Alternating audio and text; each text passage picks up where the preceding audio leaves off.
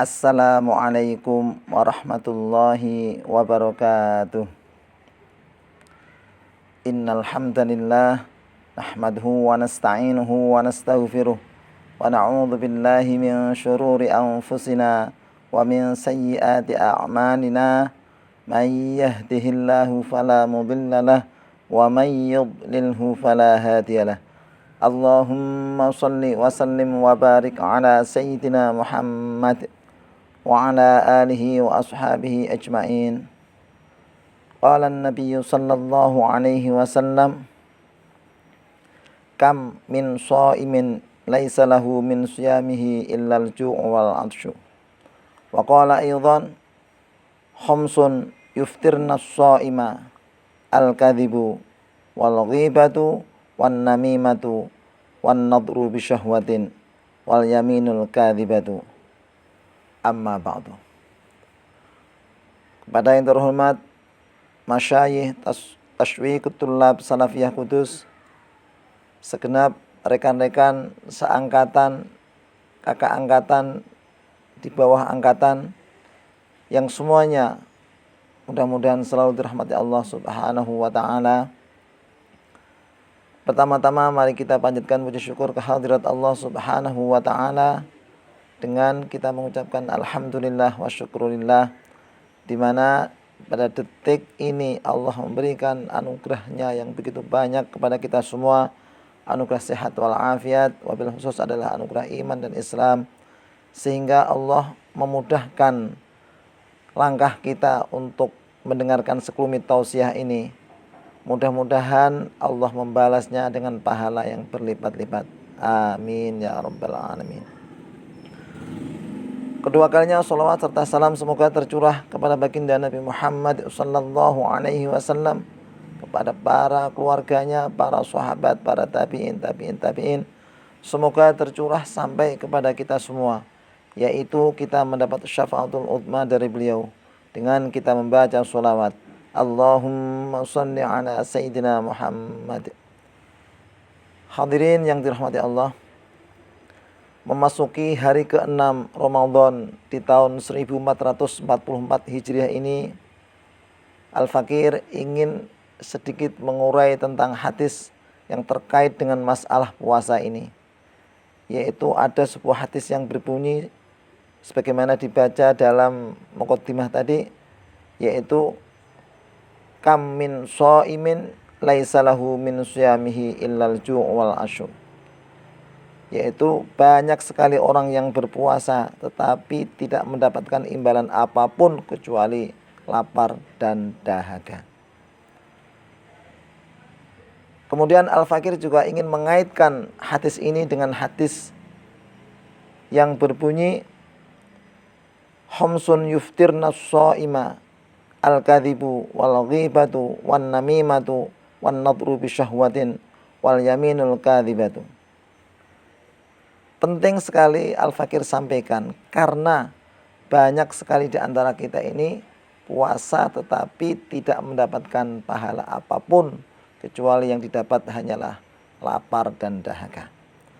Baik, dalam tema sore kali ini yaitu hal-hal yang membatalkan pahalanya puasa. Hadirin yang dirahmati Allah, hal yang membatalkan pahalanya puasa yang pertama adalah al-ghibatu ghibah, sebagaimana diuraikan dalam kitab Taqriratus Sadidah. Yang pertama adalah al-ghibatu ghibah. Apa itu ghibah? Definisinya ialah dzikruka akhokal muslima bima yakrahu walau kunta shadiqan. Yaitu engkau menyebutkan sesuatu yang tidak disukai oleh saudaramu, walaupun engkau itu benar adanya yang engkau katakan. Kalau di dalam kitab Bajuri redaksinya sedikit berbeda, yaitu dzikruka ahoka bima yakrahu walau bima fihi walau bihadratihi. Yaitu ya intinya sama, cuman sedikit ada perbedaan redaksi, yaitu kita menyebutkan tentang sesuatu yang ada dalam saudara kita, jika yang bersangkutan ini tahu, dan dia nggak senang, itulah yang namanya ghibah. Tapi kalau yang kita sampaikan ada sesuatu, jika dia senang, bukan ghibah namanya, memuji namanya. Maka ghibah ini menjadi konsumsi harian, baik ibu-ibu, bapak-bapak, anak-anak remaja, apalagi para aktivis media sosial. Ini rawan sekali terhadap ghibah. Ghibah itu sampai menghilangkan pahala puasa. Jadi sedikit pun kita nggak dapat pahala puasa, namun puasanya itu sendiri tidak batal. Itulah yang namanya ghibah, yaitu kita menyebutkan aib, kita menyebutkan sesuatu yang ada dalam diri saudara kita, walaupun terhadap sesuatu yang tidak disukai, walaupun itu benar adanya. Kadang orang berkata begini, saya nggak ngomongin kok, itu kenyataan kok. Lah memang benar itu kenyataan. Yang namanya ghibah itu ya kenyataan. Kalau yang diomongin itu bukan kenyataan, ya sudah namanya fitnah namanya. Ya, al-fitnah itu asyaddu minal qatl itu. Nah, baik, itulah yang pertama, yaitu yang menghapus, yang menghanyutkan, yang melenyapkan pahala puasa. Yang pertama adalah ghibah. Yang kedua adalah namimah. Namimah dalam kitab Taqriyatus Sadidah ini disebutkan naqlul kalami biqasdi iqa'il fitnati. Namun dalam kitab Bajuri redaksinya as-sa'yu bainan nasi ala wajhil ifsad. Itu adalah definisi namimah. Jadi as-sa'yu bainan nasi ala wajhil ifsad. Kalau dalam kitab Bajuri itu redaksinya as-sa'yu. As-sa'yu itu bisa berupa ucapan, bisa berupa tulisan, bisa berupa perbuatan. Tapi kalau di dalam kitab ini naqlul kalam biqasdi iqa'il fitnah, memindahkan ucapan dari si A dipindah kepada si B, sedikit dibumbuni sehingga menjadikan orang lain tuh naik pitam dan akhirnya akan membalas ucapan orang yang ketiga. Misalnya si A ketemu dengan si B, kemudian si A ini ngomong sama si C.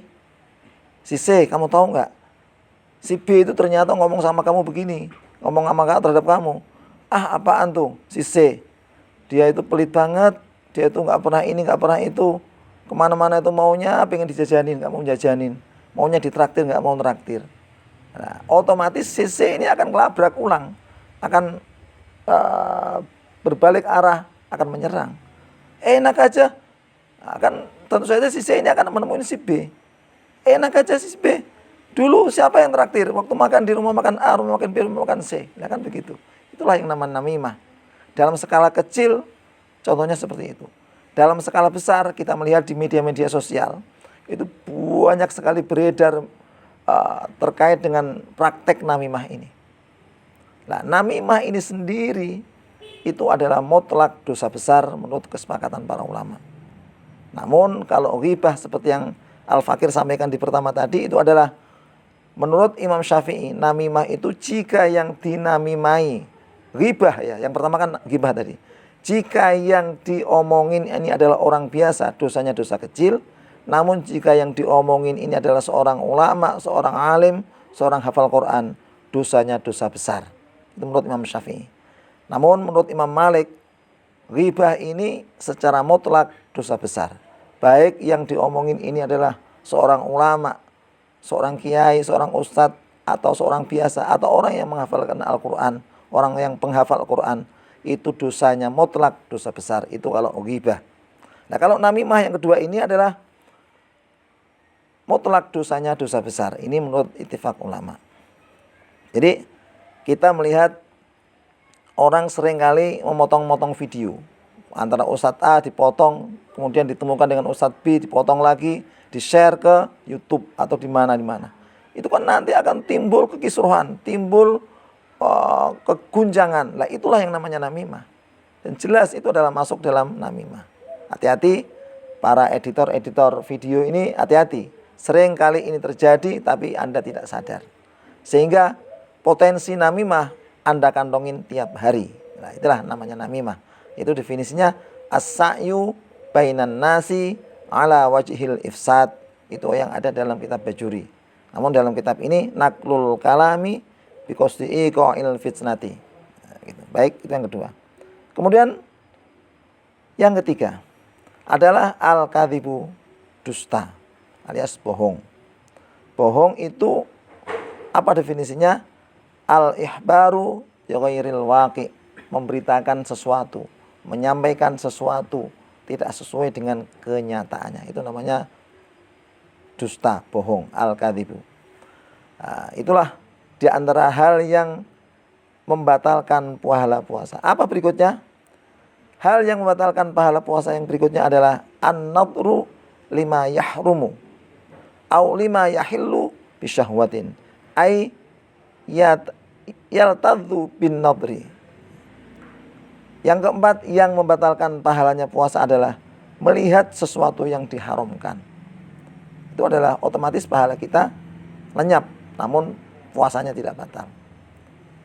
Nah, sebagai contoh begini misalnya, ketika kita jalan di jalan raya atau di mana kita ketemu dengan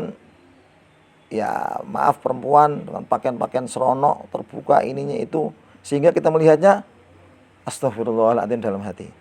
Dilihat dosa, nggak dilihat mubadir, kan kadang-kadang begitu. Nah, ini yang jadi masalah. Jika kita melihat dengan pandangan pertama, insya Allah Allah akan mengampuni. Karena gimana caranya? Kita papasan ketemu, melihat, ya Allah akan mengampuni. Tapi kalau begitu kita melihat terus kita berkata, mana tadi? Kayaknya mana tadi? Nah itu kalau udah begitu ya dosa namanya. Karena melihat sesuatu yang diharamkan. Tapi begitu melihat pertama terus kita memalingkan muka atau kita tertunduk, astagfirullahaladzim, ya Allah akan mengampuni. Tapi begitu melihat, tanggung terusin dikit, nah ya kayak gitu ya jelas kena itu. Kena hukum haram seperti itu. Maka dosanya itu yaitu apa? Pahala puasa akan lenyap. Itu yang pertama. Yang nomor 4. Berikutnya, au lima yahillu bisyahwatin. Atau kita memandangi sesuatu yang halal namun dengan syahwat. Bagaimana contohnya? Misalnya, ada seorang suami istri. Suaminya ini merantau ke Kalimantan. Merantaunya nggak tanggung-tanggung, 2,5 tahun. Kemudian istrinya ini, kemudian pasangan suami istri ini tidak punya Android, adanya HP biasa, paling telepon-teleponan. Nggak disangka ternyata istrinya ini pinter merawat kulit, pinter merawat wajah, pinter merawat tubuh. Sehingga begitu suaminya lebaran pulang kampung, kaget, ini istri saya apa bukan? Katanya. Nah kebetulan si suami ini pulangnya bukan lebaran, tapi tanggal 1 Ramadan misalnya. Begitu sampai rumah tanggal 1 Ramadan, suaminya kaget melihat istrinya. Ini istri saya apa bukan? Kata istrinya, iya bang, ini istri abang ini. Oh sekarang lebih cantik dari dulu katanya begitu. Nah kemudian siang itu kebetulan tanggal 1 Ramadan, mau tidak mau suami istri ini puasa karena orang yang taat beragama. Pada saat puasa seharian suaminya kagum terhadap kecantikan istrinya, dipandangin terus. Dipandangin, dia merasa nikmat, dia merasa lazat, merasa menikmati dengan memandang istrinya yang cantik itu. Dengan ada syahwat. Nah itulah letaknya bahwa melihat sesuatu yang dihalalkan, maka dengan syahwat, maka menjadi batal pahala puasanya. Ya itu contohnya seperti itu. Namun, ini kadang-kadang kita juga merenungi diri kita sendiri. Kadang-kadang kita melihat benda yang nggak harus berupa istri, bisa berupa benda. Benda itu kan halal, kita lihat. Wih bagus banget, sampai masuk dalam hati, sampai ada rasa senang, rasa gimana. Nah itu juga Al-Fakir sendiri khawatir sampai itu membatalkan pahala puasa seperti itu. Nah, maka ini penting untuk menjadi introspeksi kita bersama. Berikutnya, hal yang membatalkan pahalanya puasa ialah al-yaminul kadzibatu, sumpah palsu. Nah, sumpah palsu itu kan sebagaimana lazim kita sering dengar, sumpahnya sumpah palsu, janjinya janji palsu, sumpah palsu. Itulah maka sumpah palsu ini adalah membatalkan pahalanya puasa. Nah, berikutnya adalah qauluz zur wal fuhsyu wal amalu bihi. Ucapan yang dusta, ucapan keji, perbuatan yang keji, perbuatan yang dusta, wal amalu bihi, dan melaksanakan perbuatan-perbuatan yang menjadikan orang lain itu tersakiti, terdolimi. Perbuatannya perbuatan keji. Jadi ucapannya itu menjadikan orang selalu tersinggung. Ucapannya menjadikan orang itu selalu terpojokkan. Ucapannya selalu menjadikan orang itu merasa tertusuk, merasa tertekan. Nah, kemudian begitu juga perbuatannya selalu menjadikan orang itu tertekan, tertusuk, itu juga menyebabkan pahala puasa hilang. Nah, itulah. Maka dalam hadis malam yata qaulaz zur wal amala bihi falaysa lillahi hajatun fi ayyata at'amahu wa syarabahu. Nah, barang siapa yang tidak bisa meninggalkan ucapan-ucapan keji, perbuatan-perbuatan yang keji, maka Allah tidak butuh, kamu lapar itu enggak butuh. Ya, begitu. Ya, silahkan, tapi Allah tidak butuh laparmu, tidak butuh hausmu itu. Nah, itulah hal yang terkait dengan hal-hal yang batalin pahalanya puasa. Memang dalam hadis kalimatnya khamsun yuftirnas shaima, membatalkan puasa. Namun para ulama sepakat bahwa yang dimaksud yuftirnas shaima ini bukan membatalkan orang puasa, tapi membatalkan pahalanya puasa. Sebagaimana dalam hasyiah ini disebutkan makna yuftirnas shaima ayyuhbitna ajrahu wa yubtilna thawabahu. Nah, itulah kira-kira gitu. Baik, sekelumit tausiah ini mudah-mudahan bisa memberi manfaat khususnya kepada al-fakir, umumnya kepada para pemirsa semua. Subhanakallahumma wa bihamdika asyhadu an la ilaha illa anta astaghfiruka wa atubu ilaik. Wal afu minkum wassalamu alaikum warahmatullahi wabarakatuh.